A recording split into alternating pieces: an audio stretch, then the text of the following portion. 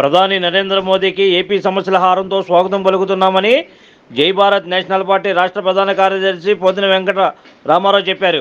దేశానికి ప్రధాని అయ్యి ఉండి సార్వత్రిక ఎన్నికల సమయంలో విజయవాడ నగరానికి వచ్చి రోడ్ షో చేస్తున్నందుకు ఆయన్ని అభినందిస్తున్నామన్నారు. విజయవాడ ప్రెస్ క్లబ్లో సోమవారం పశ్చిమ ఎమ్మెల్యే అభ్యర్థి పోతిన వెంకటరామారావు విలేకరుల సమావేశంలో మాట్లాడుతూ, ఇంత దూరం వచ్చిన ప్రధాని మోదీజీకి తమ పశ్చిమ నియోజకవర్గంలో పర్యటిస్తే ఇంకా మేలు జరుగుతుందని, కేవలం బందర్ రోడ్లో రోడ్ షో చేస్తే ఎవరికి ఉపయోగం అని విమర్శించారు.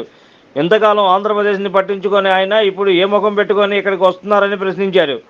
ఆంధ్రప్రదేశ్కు ప్రత్యేక హోదా, నిర్దిష్ట రైల్వే జోన్ కల్పించకుండా ఇక్కడికి వచ్చి ఏం లాభమని ఆయన ఎద్దేవా చేశారు. అమరావతికి స్వయంగా తానే వచ్చి నాడు శంకుస్థాపన చేసి 10 ఏళ్ల వరకు నోరెందుకు మెదపలేదని ప్రశ్నించారు. రాష్ట్రానికి ప్రత్యేక హోదా, అమరావతికి రాజధానిపై ప్రకటన, విశాఖ స్టీల్ ప్లాంటు ప్రైవేటీకరణ, నిర్దిష్ట రైల్వే జోన్, ఇలా అన్ని సమస్యల్ని పరిష్కరించిన తర్వాతే ఆయన ఇక్కడికి ప్రచారానికి రావాలన్నారు.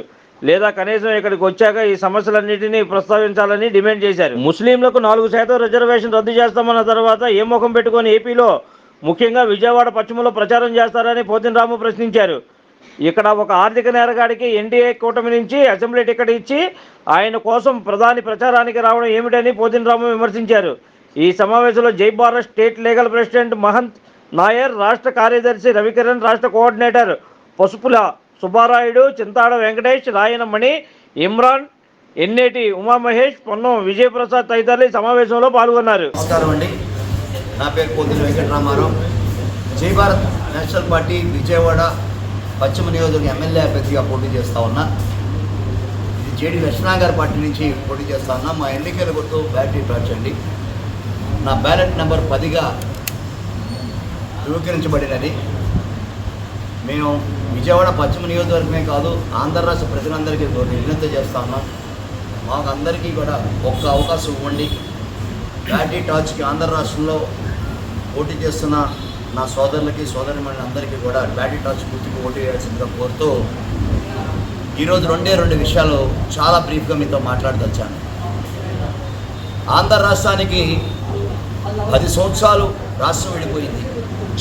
రాష్ట్రం విడిపోయి 10 సంవత్సరాలు అయినా కూడా ఈరోజు రాష్ట్రం ఎలా ఉందంటే రోజు రోజుకి దిగజారిపోతా ఉంది. అన్ని రకాలుగా ఆంధ్ర రాష్ట్రం ప్రజలు నష్టపోయారు, యువత నష్టపోయింది, మహిళలు నష్టపోయారు, కార్మిక కర్షక వర్గాలు నష్టపోయినాయి, రైతాంగం నష్టపోయింది. ఇన్ని నష్టాలు జరగడానికి మూల కారణమైన బీజేపీ ఎన్డీఏ ప్రభుత్వం. మొట్టమొదట ఎందుకంటే ఇంటికి పెద్ద తండ్రి కరెక్ట్గా ఉంటే ఇక్కడ ఇంటి యజమానులు కరెక్ట్గానే బాగుంటారని చెప్పేసి మనం అందరం భావించే సాంప్రదాయం ఉన్న భారతదేశం మనది. మరి ఆయనే రకరకాల ఆలోచనలతో మన రాష్ట్రాన్ని చిన్నచూపు చూడటం, మన రాష్ట్ర విధానాల మీద నీళ్లు చల్లడం, మన రాష్ట్రానికి ఏదైనా బెనిఫిట్ జరుగుతుంటే చేయకపోవడం, అన్ని రకాలుగా రాష్ట్రానికి ప్రజలకి తీవ్రంగా అన్యాయం చేసిన బీజేపీ ఎన్డీఏ ప్రభుత్వం ప్రధానమంత్రి నరేంద్ర మోడీ గారు. ప్రధానమంత్రి నరేంద్ర మోడీ గారు 10 సంవత్సరాలు విడిపోయిన తర్వాత వాళ్ళ గుర్తుకొచ్చింది వాళ్ళ రాష్ట్రం ఏంటనేది.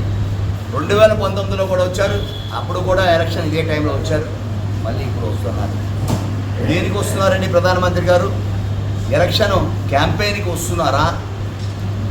దేనికి వస్తున్నారు ప్రధానమంత్రి గారు? 2 సమాధానాలు కావాలి ఖచ్చితంగా. ఆంధ్ర రాష్ట్ర ప్రజలకి 2 సమాధానాలు కావాలి. నెంబర్ 1, మీరు ప్రత్యేక హోదా ఇస్తానని 10 సంవత్సరాలు ప్రత్యేక హోదా ఇస్తానని చెప్పేసి మీరు మాకు అందరికీ మాట ఇవ్వడమే కాదు, అక్కడ పార్లమెంట్లో కూడా మీరు అందరూ ధృవీకరించారు. మరి ఆ రోజు ప్రత్యేక హోదా రాలేదు. మరి వెంకటేశ్వర స్వామి సాక్షిగా 2019లో ఇదే ఎలక్షన్ క్యాంపెయిన్లో మీరు మాట ఇచ్చారు, మాట తప్పారు. ప్రత్యేక హోదా ఇవ్వడానికి వస్తున్నారా? రేపు విజయవాడ ఆంధ్ర రాష్ట్రంలో కాలు మోపినప్పుడు మీరు మొట్టమొదటిగా ఆంధ్ర రాష్ట్రానికి ప్రత్యేక హోదా ఇస్తున్నారని చెప్తానికి వస్తున్నారా? ప్రజలందరూ వెయిట్ చేస్తున్నారు సార్. మేము మా యొక్క సమస్యల హారంతో మీకు స్వాగతం కలుగుతూ ఉన్నాం. మా యొక్క సమస్యలు బోల్డ్ ఉన్నాయి. రాష్ట్ర యువత నడి రోడ్డు మీద తిరుగుతూ ఉన్నారు. జొమాటో బాయ్స్ కానీ మరి టిఫిన్ సెంటర్లో పనిచేసే పరిస్థితి బీటెక్ ఇంజనీరింగ్ గ్రాడ్యుయేట్స్ గతికి మీరు ఎందుకు పట్టించారు మా రాష్ట్రానికి అని చెప్పి మేము అడుగుతాము.